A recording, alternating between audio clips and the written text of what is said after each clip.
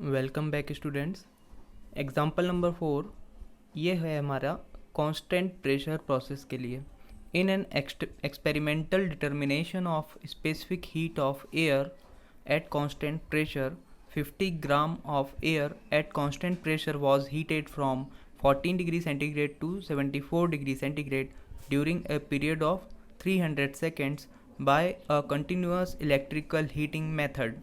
The power consumed was 10.04 watts. Then determine first specific heat of air at constant pressure, second characteristic gas constant R for air, the density of air at 0 degree centigrade and 0.1 megapascal. Take gamma is equal to 1.4 for air. तो gamma की value 1.4 यदि होती है तो उसे ideal gas मान लिया जाता है। तो यहाँ पर इसको सॉल्व करना हम स्टार्ट करते हैं। यह एक एक्सपेरिमेंट के लिए क्वेश्चन बनाया गया है, एक्सपेरिमेंट, ताकि हम एयर की स्पेसिफिक हीट को कैलकुलेट कर सकें। ठीक है, तो इसको सॉल्व करते हैं। गिवन डेटा में हमारे पास क्या क्या है। सबसे पहले तो mass of the air is 50 gram, 50 gram air का मास है। तो इसे हम किलोग्राम में कन्वर्ट करेंगे तो 1000 का भाग देंगे तो ये हो जाएगा 0.05 kg। इसका इनिशियल टेम्परेचर है 14 डिग्री सेंटीग्रेड, इसे हमने केल्विन में कन्वर्ट किया। फाइनल टेम्परेचर है 74 डिग्री सेंटीग्रेड, इसे केल्विन में कन्वर्ट किया। और तीसरी कंडीशन में जब हमें डेंसिटी निकालनी है तब एटमॉस्फेरिक टेम्परेचर जो है वो दिया हुआ है 0 डिग्री सेंटीग्रेड। अब है ये जो पावर है जो हम हीट सप्लाई कर रहे हैं वो एक इलेक्ट्रिकल इक्विपमेंट से दे रहे हैं जिसकी पावर है 10.04 वाट, और हमें दिया हुआ है कि ये 300 सेकेंड तक इसे एनर्जी सप्लाई की जाती है, हीट सप्लाई की जाती है, और गामा की वैल्यू 1.4 है, और प्रेशर दिया हुआ है इस कंडीशन के लिए 0.1 मेगा पास्कल, जहाँ पर हमें एयर की डेंसिटी निकालना है। इसे कन्वर्ट करेंगे तो 100 किलो पास्कल हो जाएगा। तो कांस्टेंट प्रेशर प्रोसेस, इसमें हम क्या देखते हैं कि जो ग्राफ है वो कैसा होता है। इस प्रकार से पीवी ग्राफ हम बनाते हैं। प्रेशर कांस्टेंट है तो इस प्रकार से वॉल्यूम उसका बढ़ता जाता है। ठीक है, ये प्रोसेस हो जाती है 1 से 2। यहाँ पर देखिए टेम्परेचर क्या हो रहा है, बढ़ रहा है। हम हीट सप्लाई कर रहे हैं, प्रेशर कांस्टेंट है तो वॉल्यूम भी बढ़ेगा, तो इसकी डायरेक्शन किधर हो जाएगी, इधर की ओर। ठीक है, तो अब हम सबसे पहले ये निकालेंगे कि इसमें क्या क्या निकालना है। पहली चीज़ तो specific heat of air. Constant pressure process में हम यहाँ पर हीट सप्लाई कर रहे हैं, तो हीट सप्लाई का formula for constant pressure Q = mCp ∆T होता है। ठीक है, तो यहाँ हमारे पास कौन कौन सी वैल्यूज़ हैं।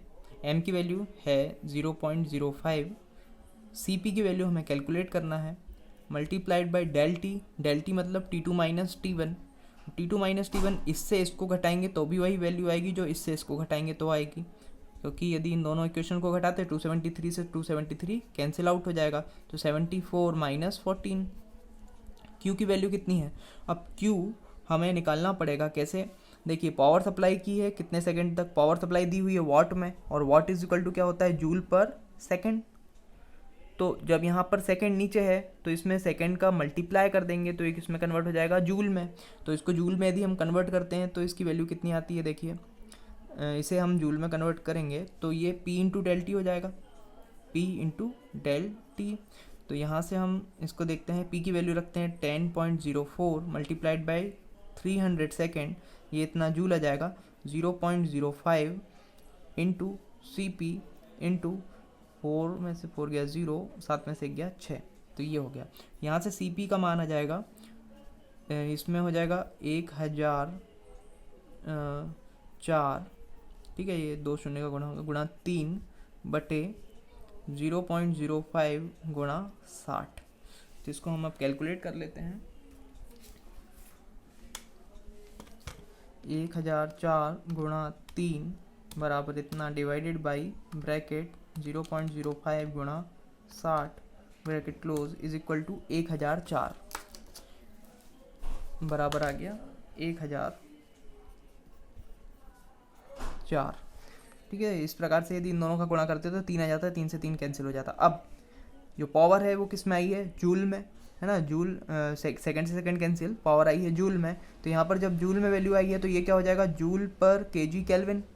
ठीक है, मास वैल्यू किस में है, मास की वैल्यू किलोग्राम में हमने रखी है, तो जूल पर केजी, और टेम्परेचर की वैल्यू रखी थी केल्विन में। ठीक है, टेम्परेचर डिफरेंस है, जनरली हम उसको केल्विन डिग्री सेंटीग्रेड कुछ भी ले सकते हैं। तो ये है जूल में। अब यदि हम इसको सीपी को किलो जूल में, जैसा कि हम हमेशा निकालते हैं, किलो जूल में कन्वर्ट करें तो 1000 का भाग देंगे तो ये हो जाएगा 1.004 kilo joule per kg kelvin. ठीक है, तो ये हमारा आंसर हो जाएगा फर्स्ट। दूसरी चीज़ निकालना है आर फॉर एयर। अब यूनिवर्सल गैस कांस्टेंट हमारे पास कितना है, यूनिवर्सल गैस कांस्टेंट कितना होता है, 8.314 kilo joule per kg kelvin ना, ये हमारे पास वैल्यू होती है 8.314, और ये है यूनिवर्सल गैस कांस्टेंट। और इसके अलावा हमारे पास एक चीज़ और है, गामा, है ना, और आर इज इक्वल टू क्या होता है, C P minus C V. देखिए हमारे पास सी पी की वैल्यू आ गई है, और आर की वैल्यू क्या होती है आर की वैल्यू हम यहाँ से निकाल सकते हैं क्योंकि सी पी की वैल्यू है, सी वी की वैल्यू हमें कैलकुलेट करना पड़ेगा, और गामा इज इक्वल टू क्या होता है, C P upon C V. तो यहाँ से सी पी की वैल्यू जब हमारे पास आ चुकी है और गामा की वैल्यू दी हुई है, तो सी वी की वैल्यू कितनी हो जाएगी, C V is equal to C P upon gamma. C P की वैल्यू कितनी आई है 1.004, गामा की वैल्यू है 1.4, तो इसको डिवाइड कर देते हैं, 1.004 divided by 1.4 is equals to 0.717। ठीक है, तो ये आ गया सी वी का मान 0.717 kilo joule per kg kelvin. ठीक है, तो ये हमने दूसरी वैल्यू निकाल ली। सी पी और सी वी की वैल्यू जब आ गई तो आर का मान भी आ जाएगा। आर का मान क्या होता है, C P minus C V, 1.004 minus 0.717, तो यहाँ से इसकी वैल्यू कितनी आ जाएगी, आर की value 1.004 minus 0.717 is equal to 0.287। R is equal to 0.287 kilo joule per kg kelvin. तो हमें यहाँ पर मोलर फार्मूला यूज़ नहीं करना पड़ा, इसकी ज़रूरत नहीं पड़ी। ठीक है, तो हमने क्या किया है, यहाँ पर सी पी का मान आ गया था, गामा की वैल्यू दी हुई है, यहाँ से सी वी की वैल्यू कैलकुलेट की, सी वी की वैल्यू को और सी पी की वैल्यू को यहाँ रखा, तो आर आ गया एयर के लिए। ठीक है, एयर का स्पेसिफिक गैस कांस्टेंट ये आ गया, ये हमारा दूसरा आंसर हो गया। तीसरी चीज़ क्या पूछी है, डेंसिटी ऑफ एयर। अब डेंसिटी ऑफ एयर यदि हमें कैलकुलेट करना है तो डेंसिटी क्या हो जाएगी, हम जानते हैं कि P V is equal to क्या होता है, आर टी, और ये जो वी है ये हमारा क्या है, एम आर टी होता है। यदि P into V upon M ले लें is equal to R T, तो यहाँ वॉल्यूम अपॉन मास, तो मीटर क्यूब अपॉन के जी, यह क्या होता है, specific volume P V is equal to R T. और हम जानते हैं स्पेसिफिक वॉल्यूम मीटर क्यूब पर के जी, मीटर क्यूब पर के जी, और डेंसिटी क्या होती है, के जी पर मीटर क्यूब। मतलब ये जो होता है ये 1 अपॉन स्पेसिफिक वॉल्यूम होता है, तो P upon rho is equal to क्या हो जाएगा, आर टी। तो यहाँ से यदि हम रो कैलकुलेट करें, रो की वैल्यू क्या बन जाएगी, रो इधर जाएगा और पी अपॉन आर टी।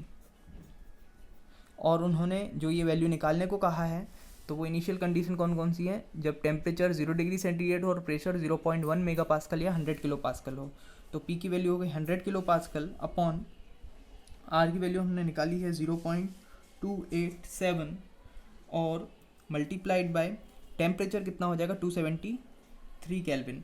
ठीक है, तो इस प्रकार से इसको हम यदि कैलकुलेट करते हैं तो इसकी वैल्यू आ जाएगी 100 divided by 0.287 is equal to this divided by 273 is equal to 1.276। ठीक है, तो रो इज इक्वल्स टू 1.276 और डेंसिटी इज केजी पर मीटर क्यूब। तो इस प्रकार से हमने ये तीसरी वैल्यू भी कैलकुलेट कर ली। ठीक है, तो ये कांस्टेंट प्रेशर प्रोसेस का एक न्यूमेरिकल था, जिसमें हमें एक एक्सपेरिमेंट करना था, और इस एक्सपेरिमेंट के थ्रू एयर की स्पेसिफिक हीट हमें कैलकुलेट करना था। इसके लिए 50 ग्राम एयर को लिया, पिस्टन सिलेंडर अरेंजमेंट में उसे एक इलेक्ट्रिकल रेजिस्टेंस से हीट सप्लाई की जिसकी पावर थी 10.04 वाट और कितने सेकंड तक सप्लाई की, 300 सेकंड तक। इससे हमें क्या मिल गया, हीट की value Q equal to P del T. यहाँ से ये किस में आई, जूल में। यहाँ पर मास की वैल्यू रखा, Cp की वैल्यू हमें कैलकुलेट करना था, डेल टी की वैल्यू हमने रखा, तो यहाँ से Cp की वैल्यू आ गई इतने जूल पर केजी केल्विन, उसे kilo joule per kg kelvin में कन्वर्ट किया, तो हमारा पहला आंसर आ गया। ठीक है, इसके बाद हमें क्या दिया हुआ था कि गामा की वैल्यू दी हुई है और Cp हम निकाल चुके हैं, तो गामा और Cp से हमने क्या कैलकुलेट किया, Cv कैलकुलेट किया। Cv की वैल्यू हमारे पास आ गई, तो हमने मेयर इक्वेशन का यूज़ किया, R equal to Cp minus Cv। तो यहाँ से एयर का जो स्पेसिफिक हीट कांस्टेंट होता है वो हमने कैलकुलेट कर लिया। ठीक है, इसके बाद हम जानते हैं Pv equal to MRT, V upon M volume upon mass. ये क्या होता है, स्पेसिफिक वॉल्यूम, और स्पेसिफिक वॉल्यूम जो होता है डेंसिटी का रेसिप्रोकल होता है। Rho is equal to 1 upon ये, या ये specific volume is equal to 1 upon rho. तो यहाँ पर हमने वैल्यू सब्सटीट्यूट किया, रो की स्पेसिफिक वॉल्यूम की जगह 1 अपॉन रो रख दिया, तो P upon rho is equal to R T. यहाँ से हमारा फॉर्मूला क्या बना, rho is equal to P upon R T. पी की वैल्यू 0.1 मेगा पास्कल या 100 किलो पास्कल, और ये रखा, तो एयर की डेंसिटी आ गई प्रति मीटर क्यूब में। एयर लगभग 1.27 से 6 किलोग्राम होती है, 1.25 किलोग्राम गैस होती है 1 मीटर क्यूब में। ठीक है, जब यदि आप इंटेक्स की टंकी देखेंगे, वो जो ऊपर रखी रहती है घर में, पानी की टंकी जो होती है सिंटेक्स की, उसमें यदि पानी नहीं भरा हो तो उस समय पर एयर होगी, तो उस एयर का भार कितना होगा, लगभग 1.25 किलो। ठीक है, थैंक यू।